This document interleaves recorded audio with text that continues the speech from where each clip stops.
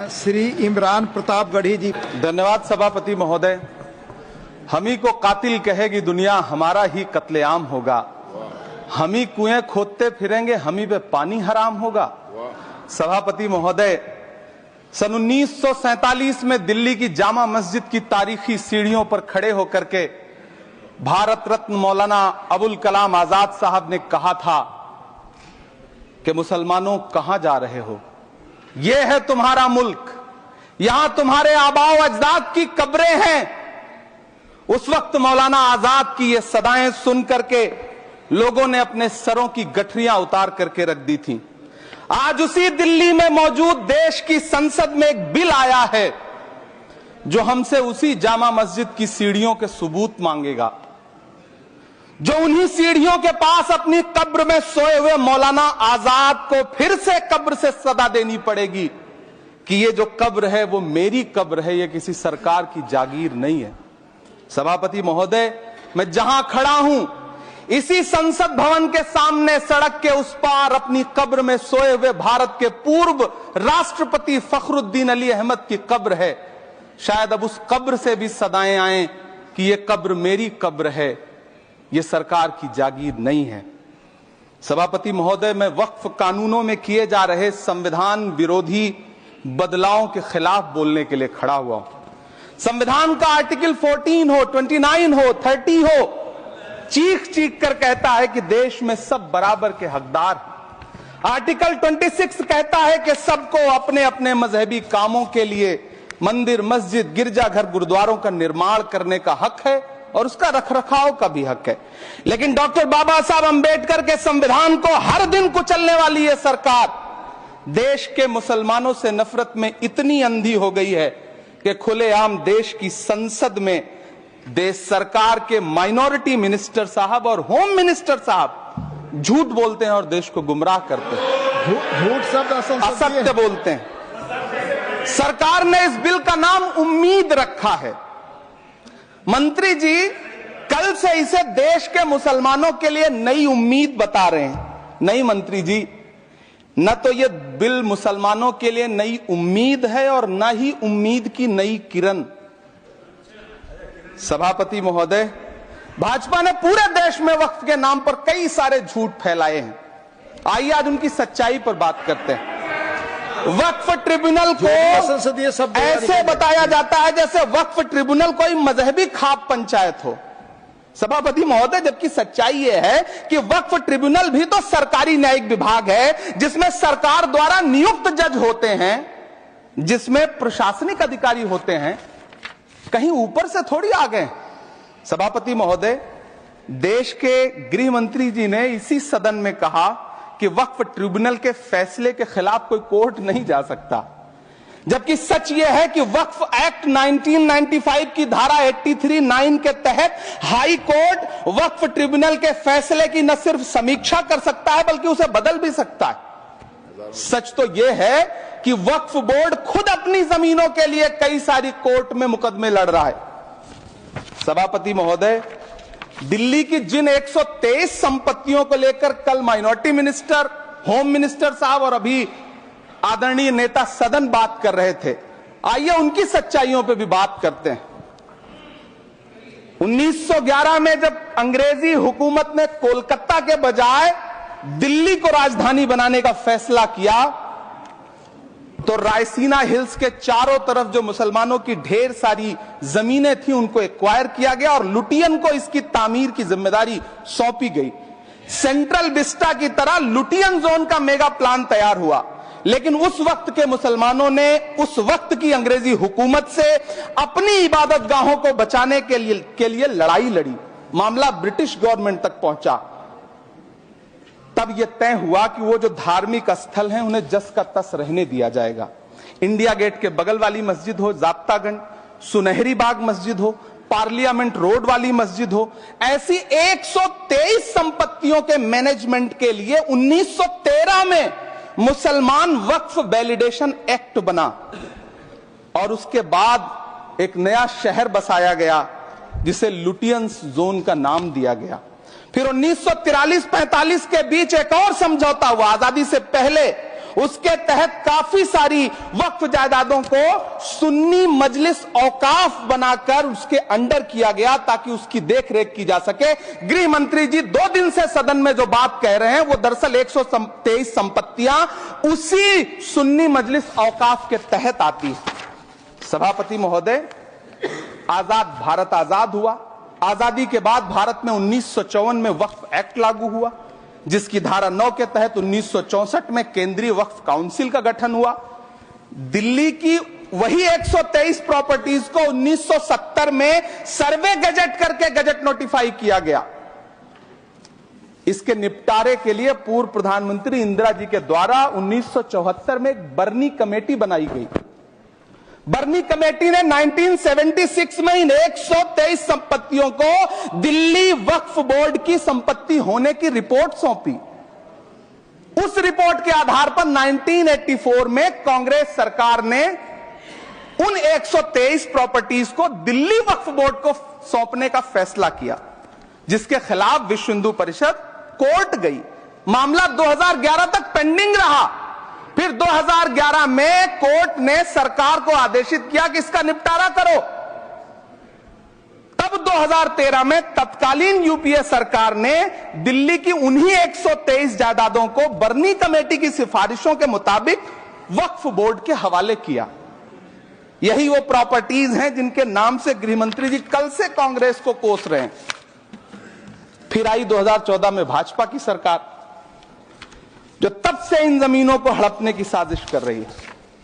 जिस बिल को मुसलमानों के हुकूक की हिफाजत करने वाला बिल बताया जा रहा है, उसी को पेश करने के लिए और उस पर बात करने के लिए लोकसभा में भाजपा सरकार के पास एक भी मुस्लिम सांसद नहीं है। जिस वक्त, मैं लोकसभा कह रहा हूं, सुना करिए, जिस वक्फ बिल को मुस्लिम महिलाओं को हक दिलाने वाला बताया जा रहा है, उसे संसद में पेश करने वाली पार्टी के पास न तो राज्यसभा में, न लोकसभा में, न देश की किसी विधानसभा में एक भी मुस्लिम महिला सदस्य नहीं। कल किरण रिजिजू जी कह रहे थे कि रेलवे की जमीनें देश की जमीनें हैं, डिफेंस की जमीनें देश की जमीनें हैं। हां मंत्री जी, हैं, बिल्कुल हैं। ये जो वक्फ की जमीनें हैं, ये हमारे पुरखों ने धार्मिक कामों के लिए डोनेट किया है। तो हम भी तो इसी देश के नागरिक हैं, हम भी तो इसी देश के बेटे हैं। तो वक्फ की जमीनें भी तो इसी देश की जमीनें हैं, उनको पराया क्यों बोलते हैं आप? सभापति महोदय, अशफाकुल्लाह खान जब फैजाबाद की जेल में फांसी के फंदे पर झूल रहे थे तो इसी देश की जमीन के लिए झूल रहे थे ना। सभापति महोदय, अंडमान की जेल में काला पानी की सजा काटकर अपनी जान देने वाले मौलाना फजले हक खैराबादी हो या शेर खान अफरीदी हो, वो भी तो इसी जमीन के लिए अपनी जान दे रहे थे ना। सभापति महोदय, पाकिस्तान के खिलाफ लड़ते हुए अपनी जान देने वाले महावीर चक्र विजेता ब्रिगेडियर उस्मान हो या पाकिस्तान के पैटर्न टैंक उड़ाने वाला परमवीर चक्र विजेता वीर अब्दुल हमीद हो, वो भी तो इसी जमीन के लिए अपनी जान दे रहा था ना। और मंत्री जी, मैं इस सदन में अलल ऐलान ये कहता हूं कि जब भी इस देश की जमीन को लहू की जरूरत होगी, आपसे 2 कदम आगे इमरान खड़ा मिलेगा, ये मैं आपसे यकीन दिलाते हुए कह रहा हूं। सभापति महोदय, मैं सरकार से कहना चाहता हूं, हमसे हमारी इबादत गाहें तो मत छीनिए ना, हमारे घरों पे बुलडोजर तो मत चलाइए ना, हमारी कब्रों में तो हमें सुकून से सोने दीजिए ना। सभापति महोदय, माइनॉरिटी मिनिस्ट्री का बजट कट करके, मुस्लिम बच्चों की स्कॉलरशिप बंद करके अब सरकार कह रही है कि हम वक्फ की आमदनी से गरीब मुसलमानों का भला करेंगे। गुजरात की बेटी बिल्किस के बलात्कारियों की रिहाई के बाद उन्हें माला पहनाने वाली लोगों के नेता ये कह रहे हैं कि यह बिल मुस्लिम महिलाओं को उनका हक दिलाएगा। धन्यवाद मोदी जी, क्या बढ़िया सौगातें मोदी दे रहे हैं आप। पहले हमें गुजराते मोदी दिया, आप सौगाते मोदी दे रहे हैं। लेकिन यह सरकार इतना याद रखे कि इसी ठसक के साथ देश की संसद में सीए का कानून भी लाया गया था और कहा गया था बड़े बड़े भाषण देकर के कि पड़ोसी देशों से हिंदू भाइयों को ला करके यहां नागरिकता दी जाएगी। लेकिन मैं आपके संज्ञान में लाता हूं सर कि पिछले इतने दिनों में इनसे नागरिकता लेने के लिए 2000 व्यक्ति भी नहीं आए, जबकि इसके उलट इन्हीं की सरकार में पिछले 10 साल में 15 लाख से ज्यादा भारतीयों ने भारत की नागरिकता छोड़ करके दूसरे देश में जाकर के बस गए। यह हुआ उस कानून का अंजाम। सभापति महोदय, इसी तरह की जिद के साथ किसानों के खिलाफ भी कानून लाए गए थे। जिस तरह आज वक्फ के फायदे गिनाए जा रहे हैं, उसी तरह से किसानों को भी कृषि कानूनों के फायदे गिनाए गए थे। लेकिन अंजाम क्या हुआ? 700 किसानों की शहादत लेने के बाद सरकार को अन्नदाता किसानों के सामने घुटने टेकने पड़े और कृषि कानून वापस लेने पड़े। जिल्ले इलाही, जमहूरियत जो है वो नफरत और ठसक से नहीं चलती है, अकड़ से नहीं चलती है। उसमें सबकी हिस्सेदारी जरूरी है। कल देश के माइनॉरिटी मिनिस्टर ने लोकसभा में खड़े होकर एक शेर सुनाया था कि मुझसे कोई बदगुमान न हो, तो मैं उन्हें एक शेर सुनाना चाहता हूं कि मैं आज जद पे हूं तो इतना खुशगुमान न हो, मैं आज जद पे हूं तो इतना खुशगुमान न हो, चराग सबके बुझेंगे हवा किसी की नहीं।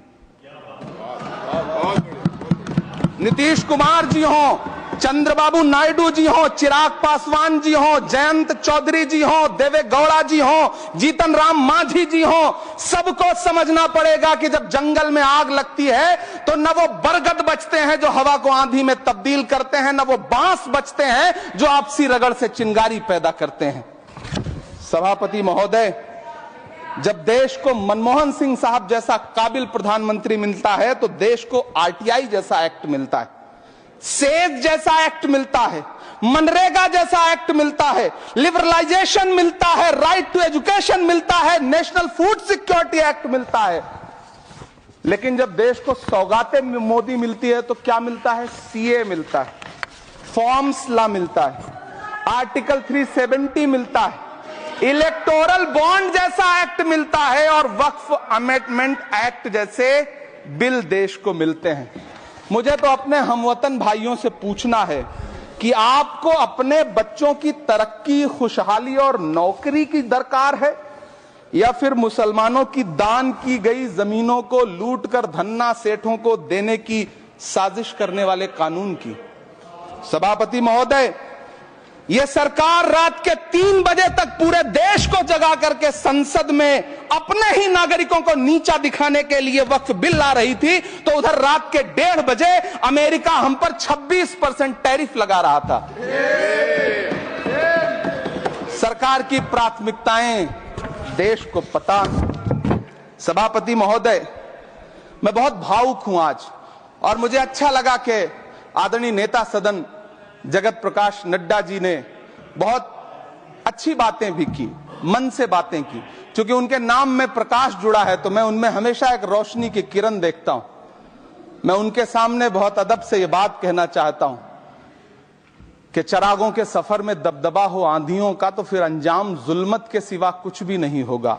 यह दुनिया नफरतों के आखिरी स्टेज पर है, इलाज इसका मोहब्बत के सिवा कुछ भी नहीं होगा। मैं भावुक हूं, मेरी पलकें गीली हैं। अगर देश की एक बहुत बड़ी आबादी को लगता है कि आप उसका भला करने के लिए नहीं बल्कि उनकी इबादतगाहों, उनकी कब्रिस्तानों, उनकी खानकाहों को बर्बाद करने का बिल ला रहे हैं, तो फिर आप अगर समझाने में नाकामयाब रहे हैं तो यह आपकी नाकामयाबी है। पहले समझाइए, उसके बाद कोई बिल लेकर के आइए, तब शायद हम आपका इतनी पुरजोर तरीके से विरोध ना करें।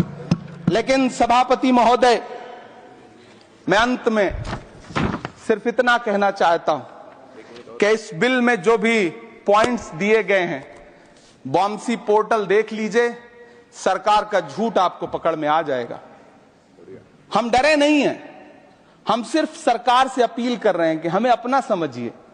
हम आपके अपने हैं, इस देश के नागरिक हैं और आप ताकत में हैं। संख्या बल के आधार पर बिल हो सकता है आप पास करा ले, लेकिन आपको यह बात समझनी पड़ेगी कि हम तो वो तारीख हैं, जहनों में रहना है जिसे, कागजी पुर्जे नहीं जो फाड़ डाले जाएंगे।